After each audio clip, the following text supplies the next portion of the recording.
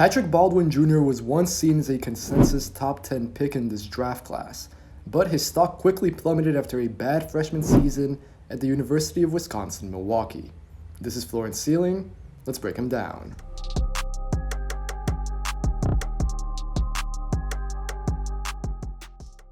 A five-star recruit coming out of high school, Patrick Baldwin Jr. chose to blaze his own trail. He turned down offers from the likes of Duke to join his father, Pat Baldwin Sr., at the University of Wisconsin-Milwaukee. Baldwin Jr. was meant to be the face of the program, but things really did not go as expected. At 6'9", 220 pounds with a 6'11" wingspan, Baldwin is tailor-made for today's NBA at the wing. But after a down year at Milwaukee, he has a lot of questions to answer. Patrick Baldwin Jr. is still very much an idea of a player, rather than a reality. But let's start with what I think will be a big part of his NBA role early on. That is his stationary shooting from three. I totally understand if you take a look at the numbers and roll your eyes. Baldwin shot 26% from three. He missed stretches of his freshman year due to an ankle injury and later COVID, so Baldwin only took 64 trays, but still. However, I am optimistic. Baldwin has textbook form, and I like his footwork a lot of the time. He can 1-2 step into his three, and at 6'9" with a high fluid release, few defenders are going to block Baldwin's jumper. As you can see, Baldwin went off for 26 points on 6 of 6 from 3 against Robert Morris, but he was very inconsistent otherwise. Baldwin needs to find that regularity, which he never did at Milwaukee, but he has decent range beyond the three-point line, and I am not too worried about his spot-up shooting overall. The numbers need to improve, but I think they'll get there if Baldwin is spoon-fed easy looks in the NBA. This will be a theme throughout this video, but Baldwin genuinely played on one of the worst teams in the country. Respectfully, Milwaukee did not have the roster to live up to someone as highly touted as Baldwin, but then again, Baldwin did not live up to his standards coming out of high school either. From the outside, it's tough to tell how much one situation fed into the other. What I do know for sure though is that Baldwin really struggled at times. Baldwin was playing for his dad at a university that is not a basketball school, and he was expected to do far too much in a tough, physical conference. That did not make for the best viewing on the court, and I think we saw that with Baldwin's pull-up three. At Milwaukee, Baldwin had some really bad misses because he could just not create separation between himself and his defender. That problem only grows if the defender has NBA caliber size and length, because Baldwin is then smothered, and that led to more air balls than you want. Again though, let's go back to that 26% from three. If Baldwin is catching and shooting or spotting up, I'm not concerned like I said. The footwork, the form, the release point, they're all there. But when Baldwin has to create his own pull-up, that's when things get dicey. And a lot of the time at Milwaukee, he had to do just that. Baldwin can get by at times on being bigger and being able to shoot over the top, but those margins become much narrower in the NBA. If he cannot create separation, Baldwin needs a bigger arsenal of moves, and right now he only has a step back, so that makes Baldwin predictable within his limitations. Take that move away, and so far he has not shown an answer. Another thing that concerns me is that Baldwin was unable to punish mismatches in college. Even when he called switches on bigs in the Horizon League, Baldwin was unable to do much. That is not what you want to see from a guy who entered the season as a potential top 10 pick. To be fair, it must have been tough for Baldwin to get into a groove with the way his season went. We saw that last year with Zaire Williams, for instance, but I think Baldwin's issues extend beyond that. Many months ago, I saw some comparisons with Jason Tatum, which I think were mostly based on Baldwin's frame and highlights. I want to stress that I do not think Baldwin is Tatum, despite some similarities if you squint, but Tatum also had an entirely different context at Duke. As a freshman, Tatum shot 34% from three, with 88 of those being assisted. Maybe things would have looked much different for Baldwin if he had opted to go to Duke, who had been recruiting him since he was a sophomore in high school. Milwaukee also experimented with Baldwin as a movement shooter from deep, but the results were similar. Again, I really think Baldwin right now just needs to be a standstill shooter, especially from three. If his feet are set and he has a clean look at the basket, I'm willing to bet that the shot will go in. Otherwise, I would not be as confident. Right now, Baldwin cannot sprint, set his feet, catch, gather, and rise into the three consistently. Simply put, he does not get good looks. However, it's not like Baldwin was just missing shots left and right. He was incredibly inefficient, and there's no way of going around that, but he did show some flashes. And again, I want to stress that context must be taken into account with Baldwin more than maybe any other prospect. Baldwin can be fluid and smooth, so if what you get from his spot-up shooting translates to his pull-up, we're in business. As a freshman at Milwaukee, Baldwin made 37% of his two-point jumpers. That's not elite, but it is serviceable. He only took 38 of those shots though. The good thing is that Baldwin can pretty much shoot over the top whenever. It's not the most ideal way to punish mismatches, but we've seen guys like Chris Middleton make a career of it. More on this later. Right now, Baldwin largely operates in 1 or 2 dribbles, which is fine. The key though will be ensuring that these flashes appear with some consistency, which would then really boost Baldwin's upside. One area I already like Baldwin in is facing up. He likes playing out of jab steps and short drives to keep his defender guessing, so these high post or elbow face-ups make a lot of sense for Baldwin. First, these face-ups tend to happen when Baldwin has a smaller defender on him, so Baldwin can rise and shoot or take them into the post for a few seconds. Baldwin is not jacked or anything, but he is still 6'9", 220. Also, there is little pressure on Baldwin to really create his own shot. Like we see in these clips, Baldwin can use his size to draw the foul, get to the rim with a long stride, elevate into a one-dribble pull-up, or get into some sort of post move. The game is simplified for him, and Baldwin can see everything happening on the floor. However, Baldwin's work down low is still also a work in progress. I believe that he can get there, but Baldwin will need to become stronger and just more physical. He takes some tough shots when he honestly does not always need to. Like most things with him, this part of Baldwin's game is more theoretical than grounded in reality, so we'll have to wait and see how it develops. Ideally, I would want to see Baldwin play with this level of toughness and intensity all the time. Let's get into these clips, because even if Baldwin could not always finish at Milwaukee, he was solid getting to the free throw line. Baldwin went to the charity stripe once for every 4 shots and then converted his free throws at an alright 74%. Baldwin really should be aggressive much more often. He is big enough to be a threat at the basket, which is why it can be so frustrating to watch him play. More on that in a bit, but when Baldwin really tries, he can kind of bump defenders out of the way and finish. We can see that in these clips, but the flashes are too sporadic. You want to read into them, especially taking his context into account, but that can be tough given that Baldwin's percentages and impact on the court were not always expected at all. At the rim, Baldwin made just 52% of his shots. He had to create a lot of those looks for himself, but let's compare that to other top wings in the class. Ben Mathurin comes in at 63%, Ochai Agbaji at 72%, Jeremy Sohan at 75%, and Kendall Brown at 78%. Baldwin does not always play physical or with toughness at the rim. He shies away from contact on his way to the basket more often than you would like. So if he is going to be a spot-up shooter in the NBA at first, you want to see him be able to attack closeouts. However, I'm not sure Baldwin is there yet. Sure, he's skinny still, but not super skinny, so it's worrying that this is happening to Baldwin. He drew free throws at a good rate in college, but I'm skeptical about whether and how that translates to the next level. One improvement area that is a big part of why Baldwin cannot finish at the rim is his handle. This ties into other parts of Baldwin's game, and I will get into that shortly, but if Baldwin had a tighter handle, I think he would be much more comfortable getting to his spots.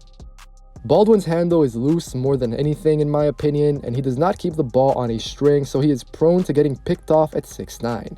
Also, he cannot really string any moves together. Like we saw earlier, Baldwin can operate out of a dribble or two, but you don't want him doing anything more complex just yet. The handle is a big part of why 1, Baldwin is a poor finisher at the rim, and 2, he still has a lot of room to grow in terms of creating his own jump shot. Lastly, I wanted to showcase Baldwin's passing. I'm ending on this note offensively because genuinely I'm unsure of how this parlays into the NBA, but I do think it's worth pointing out. The elephant in the room is that Baldwin only had 17 assists in college, and he only had 23 turnovers though. Neither number really pops off the screen, and again, this is for a couple of reasons.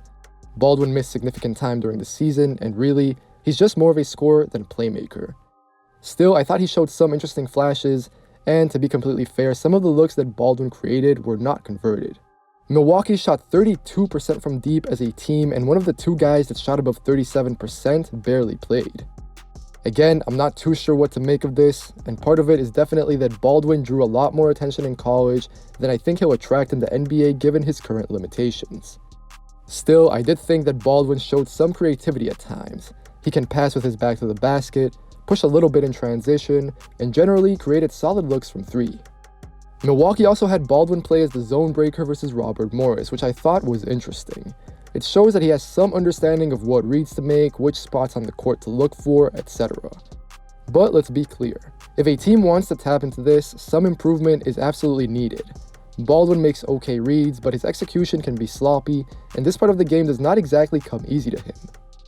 I'm curious as to whether this passing develops into anything substantial down the line, but for now, it might just show that Baldwin is not necessarily a huge ball stopper or anything like that.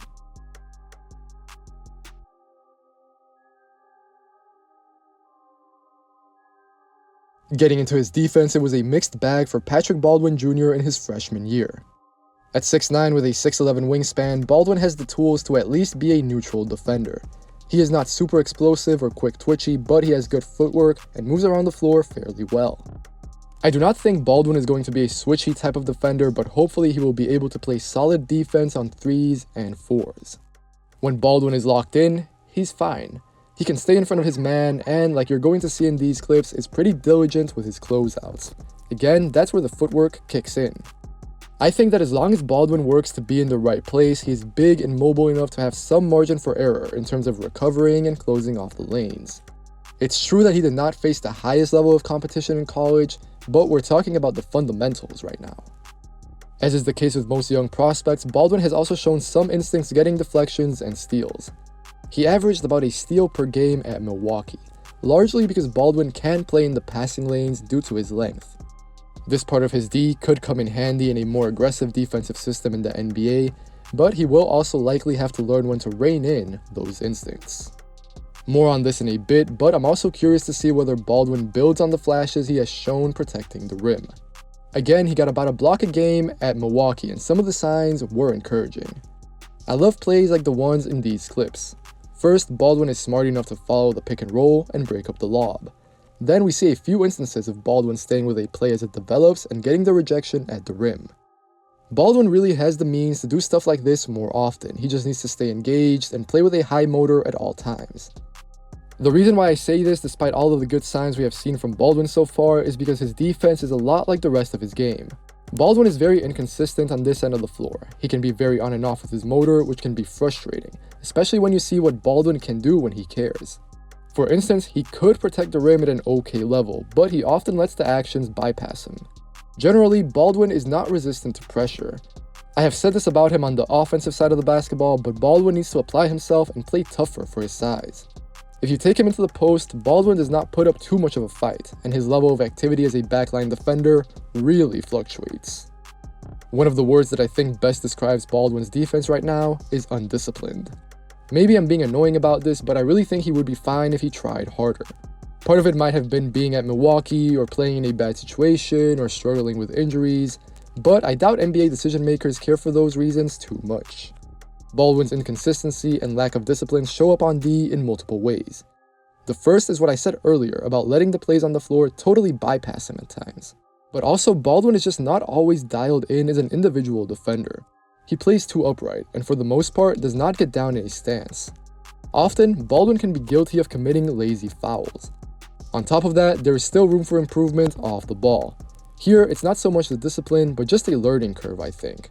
A lot of freshmen struggle away from the rock, so Baldwin will have to improve here. It's just concerning that said improvement has to come with a lot of growth in other areas as well. Like I said at the top of the video, Patrick Baldwin Jr. is much more of an idea than an actual reality. That is, the theory of him as a player is very much worth investing in, but right now what you're seeing on the court really gives me, sort of an iffy feeling when I walk away and look at it.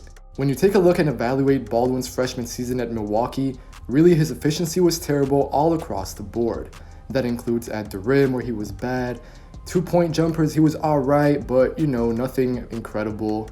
From the 3-point line, he was bad, like I said. Free throws were okay, but you want him to get to the line more often, and I'm really not sure how he does that at the NBA level. So you're left with all these question marks. And of course, you do have a few flashes. The stationary shooting, like I said, I definitely buy into it. If you limit Baldwin to being a spot-up or a catch-and-shoot shooter very early on in his career, then I think his output will be alright, or at least, he can sort of come off the bench, do that, and sort of provide a role for your team while he gets better on defense. However, there are also a lot of problems with that. Number one, I'm not entirely sure that Baldwin can attack closeouts reliably enough right now. So if all he can do is shoot, you take that away and well, you're not left with too much. Because Baldwin right now, he struggles to create his own jumper, and I really cannot stress this enough. With Brandon Boston or with Zaire Williams, guys who are comparable to Baldwin in terms of situations and how their freshman years maybe did not go as expected, I thought they showed a lot more flashes of being self-sufficient. But with Baldwin, what I think he really needs and what he really lacked at Milwaukee was someone to really facilitate for him, set him up for easy shots, and just let him be productive while not asking too much of Baldwin. Defensively, it was a bit of a rough go for Baldwin during his first year at Milwaukee, but I'm not overly concerned. He's 6'9", 6'11 wingspan, 220 with room to get bigger. I think he's not an incredible athlete. He's not really going to explode, or, he doesn't have that quick twitch, that burst, really, I should say.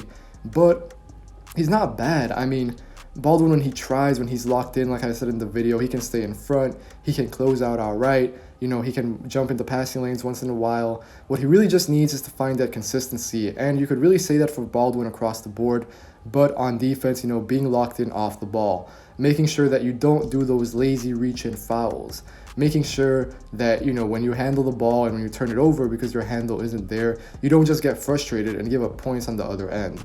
All of those things, though, come with experience. Baldwin is still really young. He's only 19 years old, so I have hope that he will get there eventually. And for now, what I think he really needs to figure out is his offensive identity. As always, thank you so much for watching. If you enjoyed this video, make sure to leave a like. Make sure to leave a comment telling me what you think of Patrick Baldwin Jr.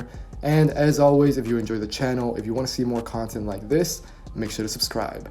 Take care, and I'll see you guys next time.